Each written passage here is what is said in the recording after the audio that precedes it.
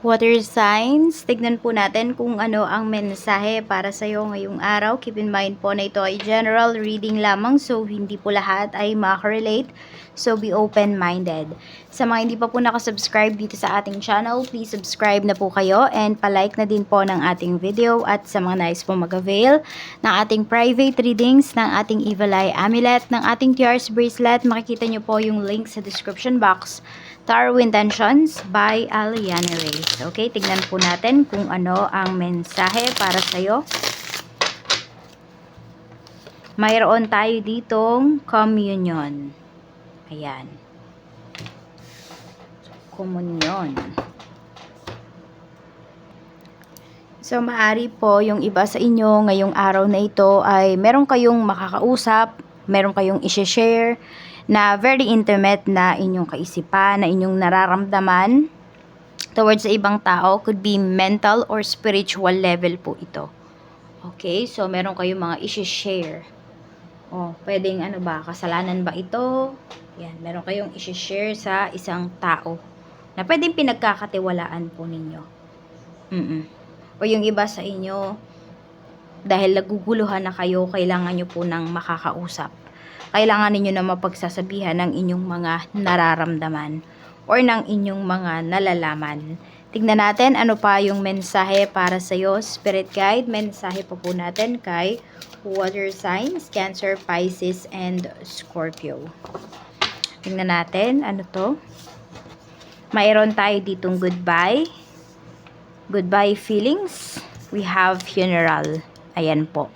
So meron dito pwedeng, alam mo yung parang nung iniwan kayo ng taong to, okay, parang alam mo yun, parang pinatay niya na rin kayo, ganon. Parang nawalan ng saysay ba yung buhay po ninyo, yung iba sa inyo. Siguro dumating kayo sa point na yun ng life ninyo. Okay, hindi siya literal na death, but parang ganon yung nangyari po sa inyo. Meron naman dito, pwedeng nung umalis yung taong yan sa life ninyo, parang tinuring nyo na siya na patay. Even yung feelings ninyo, parang, alam mo yun, parang nilet go mo na siya. Nilet go mo na yung feelings. So, sobra talagang nasaktan kayo dito. Tignan natin. Ayan, meron naman dito, pwedeng hanggang ngayon, is nagluluksa pa rin po kayo kung meron naman talagang pumanaw sa inyong pamilya or malapit po sa inyo or asawa mo. Ayan.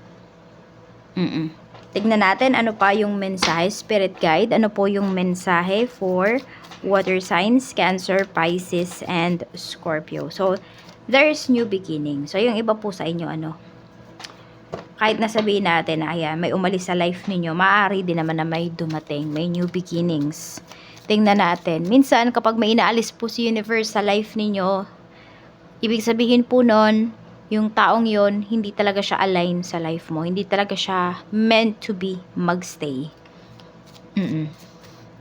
Kaya if we learn the art of detachment, the law of detachment, mas magiging easy po yung pag-alis ng taong to, yung pag-cope up po ninyo sa, ayan, pag-alis niya. Tignan natin ano pa yung mensahe. We have 10 of Cups and we have 10 of Pentacles. Ayan, so marami po sa inyo ngayon ay sobrang thankful niyo. Nag-uumapaw yung pagte-thank you ninyo dito, yung pagiging grateful ninyo. What your signs, yun yung nakikita ko. Ayan o. Alam mo kung bakit? Nandito kasi na lumalaban ka ng patas. Sa life ba? Ngayong araw na to. Ang daming mga good news din po kayo na marireceive for today. So, tignan natin pagdating naman sa iyong family. Sa family naman po, Spirit Guide, we have 2 of Wands. Tapos, meron tayo ditong Ace of Swords. Okay, so parang may planong pag-alis dito pagdating sa pamilya. Hindi ko alam kung may bubukod na ba. It's either may bubukod or may uuwi na family members. Yun yung pinag-uusapan. Pero mas more on nakikita ko kasi dito is may bubukod po na pamilya. So, ayun, kung nagiging toxic na talaga sa bahay, so maybe it's time to say goodbye, but not forever. Hindi forever na goodbye to ha. Kung hindi, yun nga, may bubukod po talaga dito. Tignan natin, lalo na kung mayroon ng pamilya. Check natin pagdating naman po sa mga taong makakasalamuha mo ngayong araw na ito. So, we have 9 of Cups and Knight of Cups. So, may mga tao dito na alam mo yung happy sila na tumutulong. Yan yung mga makakasalumuha mo. This could be your friend, your family, 'di ba? Sabihin natin, baka ikaw yung nag-ask ng help ngayong araw na ito. Alam mo yung happy sila na tinulungan ka nila. Happy sila na tumutulong. So, genuine po. Okay? Totoo. Yung pagtulong ng mga tao sa paligid mo. Hindi lang po yan kaplastikan. Tignan natin pagdating naman po sa inyong sa love life po. So, we have Page of Wands. And parang ready na nga talagang umalis. So, meron dito, pwede po na kayo to, nakapag-decide na kayo, naaalis na kayo, aalisan nyo na tong toxic na relationship po ninyo. So, we have the Hanged One. Yan. Kasi ang dami nyo na ding na-sacrifice towards this relationship. And yet, pwedeng hindi po yan na-appreciate at hindi yan na-reciprocate. So, we have 5 of Swords. Yan. Enough na doon sa panloloko po sa inyo. So, napagod na rin yung iba sa inyo. We have the Magician. Ayan po. Meron dito parang na-feel ninyo na ginamitan lang kayo ng gayuma ng person po ninyo. Meron dito, naiisip nyo po yon. Kasi kung iisipin mo, yung parang basta may kakaiba. Hindi ko din mapaliwanag kung ano, pero kayo din hindi nyo rin mapaliwanag kung ano ba yung nangyari na yon. Pero yun yung nafe-feel po ninyo. Parang may ginawa sa inyo yung taong yon. Yung taong ka-deal ninyo. Ayan. So, pwedeng meron dito na tauhan na kayo. Tingnan natin ano pa yung mensahe pagdating naman po sa iyong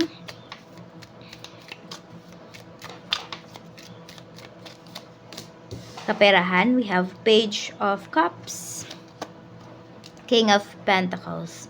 Ayan po. So, nandoon na nakikita ko water signs na unti-unti nagbubulong po yung iyong kaperahan and ayaw mo na yon na mawala pa. So, iniingatan mo po talaga.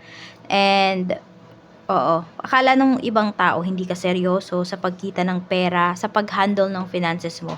Hindi nila alam kung gaano ka ka-dedicated, kung anong effort yung ginagawa mo para kumita. So, ayan, meron mga magme-message sa'yo dito ngayong araw, tapos alam mo yung parang out of the blue, may message ka nila. Eh, hindi mo naman sila, hininga ng tulong, hindi mo naman sila masyadong ka-close. Tapos nung nakikita nila na umuunlad ka, nakadikit na sa'yo. Kaya tignan mo rin kung sino ba yung mga taong yan. Sino ba yung mga tao na nasa lows ng life mo. Yung mga hindi ka iniwan at itong mga nag-stick sa'yo. 'Di ba? Nag-stick sa'yo kahit walang-wala ka at nung umangat ka, ayan, nandiyan pa rin. Tignan mo yon yung mga tao na yon. I-cherish mo yung mga taong yan. So, ayan po. So, masaya po yung iba talaga sa inyo ngayon pagdating sa inyong kaperahan. Pwedeng may mananalo dito. Kasi pwedeng merong big amount of money or isang bugso ng pera na paparating po sa inyo ngayong araw. Tignan natin ano pa yung mensahe pagdating naman po sa negosyo. Kung meron po kayong negosyo, we have the Sun. Ang ganda ng energy pagdating sa iyong negosyo. We have 2 of Cups. Mababait din yung mga kliyente mo. Pwedeng mga galante rin sila.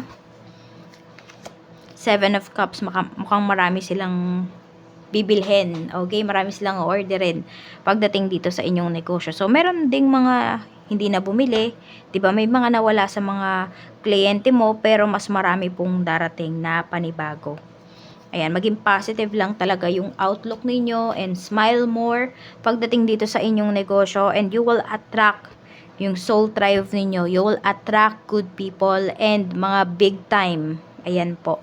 Tignan natin pagdating naman sa iyong trabaho. Sa career naman,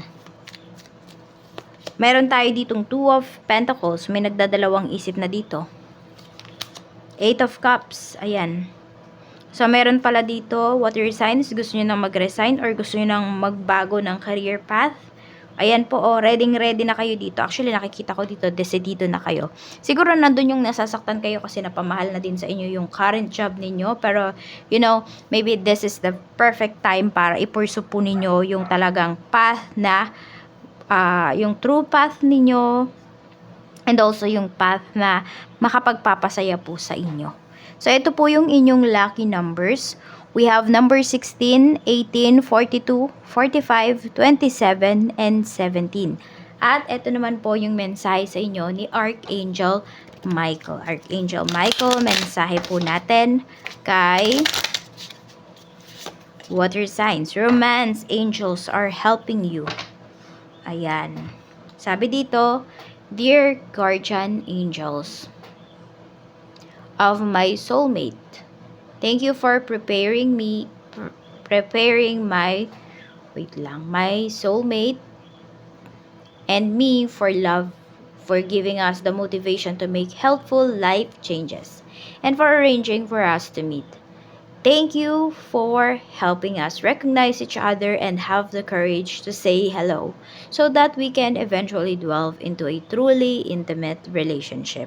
So, meron nga dito, maaari po na yung ka-deal ninyo ngayon, lalo na kung niloloko lang kayo niyan, okay, pero bakit hindi ninyo maiwan-iwan, wala namang kayong kino-consider, sabi natin wala namang kayong anak, pero hindi mo maiwan yung tao na yan, ayun nga po, yung iba sa inyo kasi, ginamitan po kayo ng black magic. Kaya ayan, magdasal ka kay Archangel Michael. Ito po yung prayer mo. Yan. So, lagi mo tong dasalin. Kung gusto mong makilala yung soulmate mo, yung tao talaga na para sa'yo. Ayan po. So, yan lang po ang mensahe. Water signs, maraming salamat. Mag-iingat po kayo always and more blessings to come.